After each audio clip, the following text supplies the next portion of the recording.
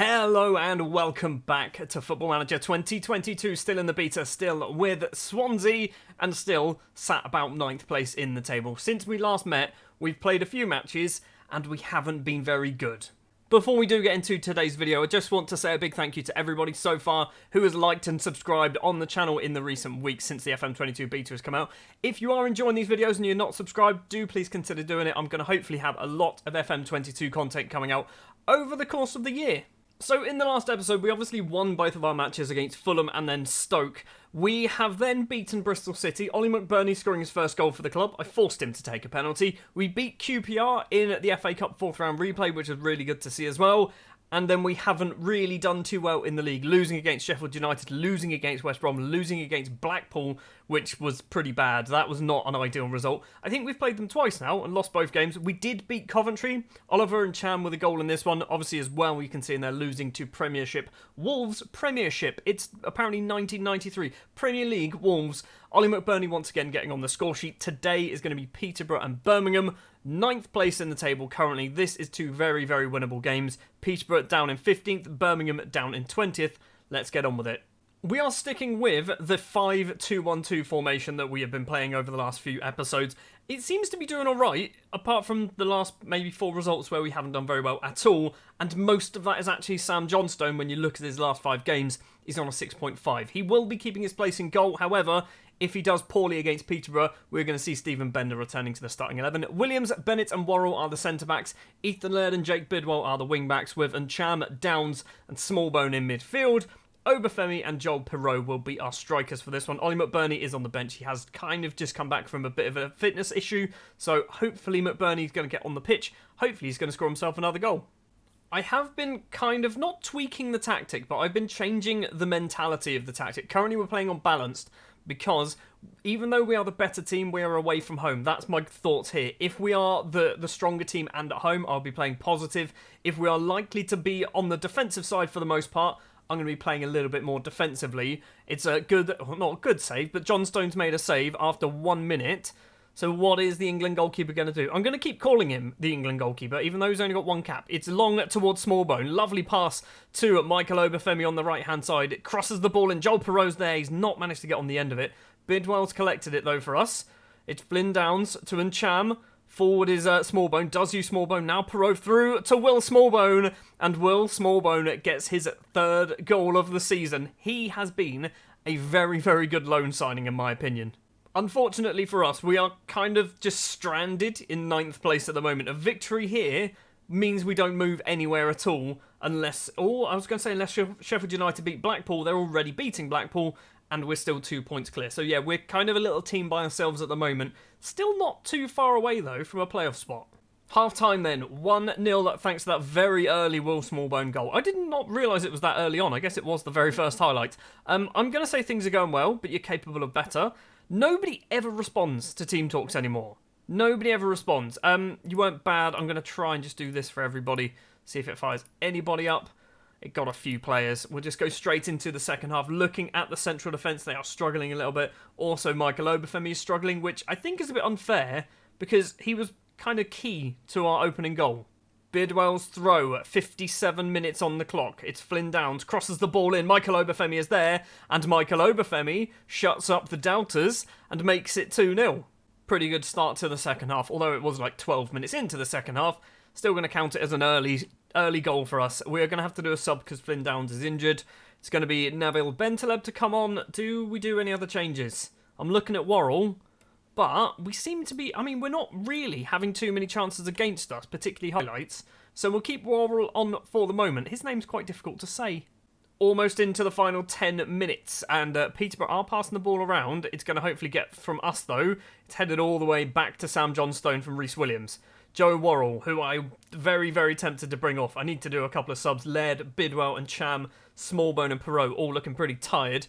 Hold on, Joel Perreault, he's nicked the ball and he's gone for a lovely dink. And Joel Perreault has made it 3-0, his 11th goal of the season. I think, against Peterborough, we might be winning this. And with that goal, we are going to do our final 2 changes. Who have we got on the bench? We've got Wilshere, who we can do for Ncham. I want to bring off Laird. Laird needs to come off. We don't have a right wing-back. We do have Jack Wilshere. And then Nabil Bentaleb, he's been playing as a right wing back occasionally. Do we also do McBurney coming on? Is that a good idea? We're going to go for it. I want McBurney to start scoring some more goals. I think he's got 3 for us now so far. So he's starting to get up to speed, but I want him to get more. 2 minutes left to play of the 90 plus any injury time. Peterborough have the ball. Connor Coventry goes across to Butler. Down the line, Clark Harris, back to Grant. Peterborough, this is the first time Peterborough have actually looked like they've done anything. Beavers to Edwards. Ball on the ground finds Taylor. Now Marriott. Siriki Dembele on the right-hand side. He's got some company, number 24s with him. It's found Clark Harris at the back, and it's 3-1. It took them 88.5 minutes to form any form of worrying attack for us. Hopefully, it's going to be the only bit of attack they're going to get. The full-time whistle does go. It is the only attack they get. We do win the game, but it wasn't particularly convincing when it comes to XG. I think we just got lucky with the 3 goals. So, interestingly, Nabil Bentaleb has a £2.4 million minimum fee release clause, and 3 clubs have just randomly decided to meet that on literally the afternoon of the Peterborough game, or the evening of the Peterborough game. So, Bentaleb might be off. And Flynn Downs is out for 5 to 7 days. That's not ideal. We are, like I said, we're probably still 9th, aren't we? I mean, come on, there we go. We are still 9th place in the table, 2 points behind Millwall, 3 points behind Blackpool, 4 points behind Blackburn, 5 points behind West Brom and Barnsley. Next up, it is going to be 20th place Birmingham, which I think is actually just in a couple of days. So, I think we need to look at, I mean, I'm not sure, is it sharpness?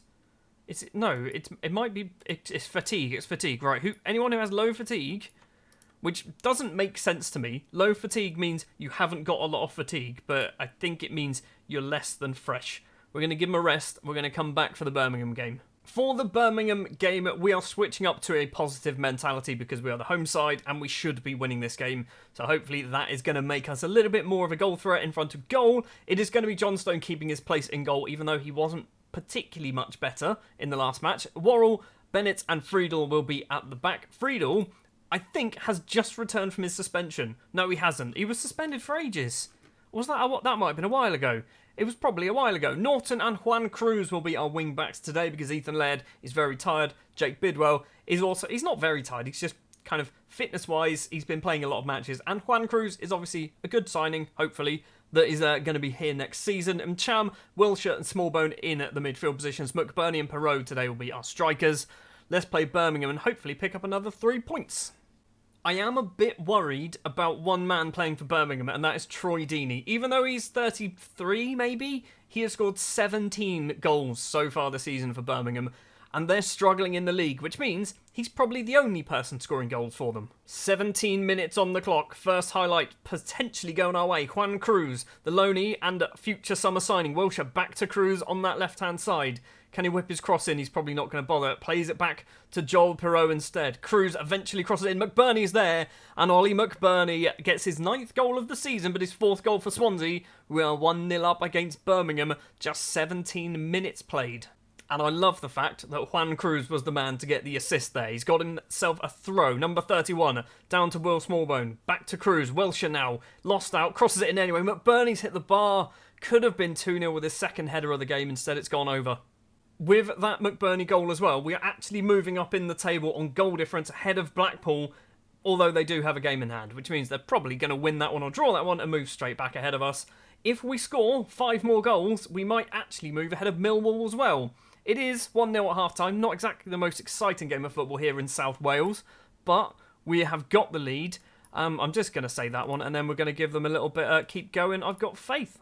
I am keeping an eye on Will Smallbone because Smallbone was the only player in our starting 11 who wasn't fully fit. He was pretty much match fit, but he had a little bit of fitness issues, so we might need to bring him off at some point. Possibly move Jack Wilshire up to be a more of an attacking midfielder. Ivan Sanchez for Birmingham on that left-hand side, and Troy Deeney gets his 18th goal of the season. I told you he was a problem.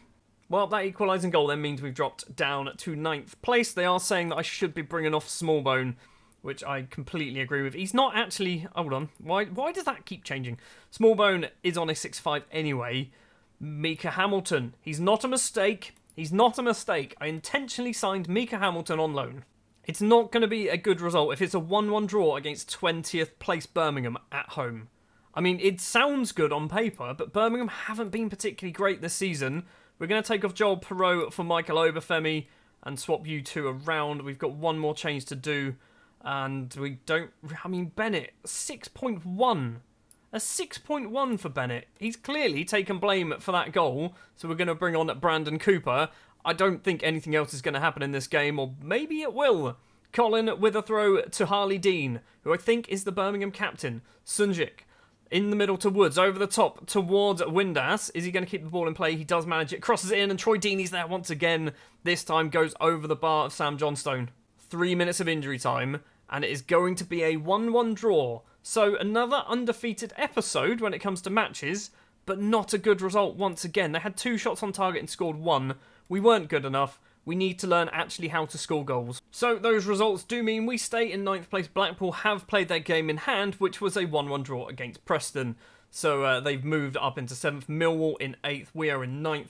Stoke are a little bit too far away to catch us, but we are still kind of within touching distance of the playoffs. Next episode will be the final episode of the season, the regular season. We might just maybe have a very slim chance of getting into the playoffs, and that's hopefully what we're going to do in the next episode. Before we end this one though, we're going to go forward to our youth intake because I want to see if they're any good. So we'll be back in just a second. 21st of March, and here we go then. We have our youth intake, and we have an elite talent in Brandon Brown, who is a striker, 1.5-star current ability. I think that was 5-star potential. I mean, he doesn't look like anything spectacular at the moment, but he's only 15 years old. I think Brandon Brown might be the first name into our club. He does have player traits of runs with ball down the right and runs with ball often, but dribbling of 10. Either we need to get that increased or get those removed, but I'm going to have to offer Brandon a contract. As for the top talents, Frankie Goldston is next up, and yeah, he looks pretty good. He's got better finishing than Brandon Brown. Mentally, he looks very good as well. We're going to give you a deal. Coming over from Denmark, apparently, is Brian Madsen, who, I mean, I'm not seeing it. If I'm perfectly honest, I'm not seeing it for Brian, but he is 15. Is he also part English? He is part English. We are going to, I say part English, he's also kind of Wales? He's kind of Welsh. I mean, we'll give you a deal as well. We've got ourselves a 2-footed right back from Ghana, Emmanuel Kuma, who, again, are you part English or part Welsh? You are part English, and you've spent a couple of years, nearly 3 years in Wales as well. I mean, it could be good. He's 2-footed, which I'm not sure is a good thing. Arwen Page looks pretty decent. Technically looks good. Mentally looks okay. Lots of 11s and 12s in there, which aren't great. If you look at the shape, though, I do like that shape. That's a good shape. We've then got a bunch of good talents and decent talents. Decent sounds better than good, doesn't it, in my opinion? Or is that just me? We've got Daniel Grant, who's a goalkeeper. He looks good, doesn't he? He doesn't look too bad. We've also got Richard Radusin? Radusin, sure, we'll go with that. Again, doesn't look too bad. 16-year-old Welsh winger. Max Bowerman, who, again, doesn't look too bad. Doesn't look great, does he? I mean, I don't really know what to expect when it comes to youth intakes. This is literally the first ever youth intake I've seen on FM22. Jonathan Walters, not that one. He looks okay, does he? I don't know. And Kevin Chamberlain, you know, that very Spanish name of Kevin Chamberlain. He was born in Spain, but he's part Welsh. Fair enough. He's fast. Pretty much all he's got. Nobody else in this squad seems to really stand out to me, but we've got obviously the elite talent and the top talents there who I think are just guaranteed to be getting contracts with us. What I'm going to do is I'm going to get the director of football to just offer contracts to ones who he thinks are any good, and we'll see, hopefully in the next episode, Brandon Brown might get a debut. I mean, he will be 16 by the end of the season. Will he? Will he be 16 by the end of the season? He won't. He'll be 15. He'll turn 16 about a week after the final match, which you can't see because my face is in the way. We play QPR on the 7th of May. He will be 16 a week later. Probably won't make his debut. Speaking of the QPR game, we're going to play QPR and Nottingham Forest in the final episode of Season 1, unless we get into the playoffs. Then we're going to have another episode or two after that. But that is going to be the next one. Thank you very much for watching this. If you did enjoy, do please remember to leave a like. It does help me out massively. If you're enjoying the videos as well and you haven't subscribed, do consider doing that as well. Hopefully, videos pretty much daily. That's the plan. Thanks for watching, and I'll see you in the next one.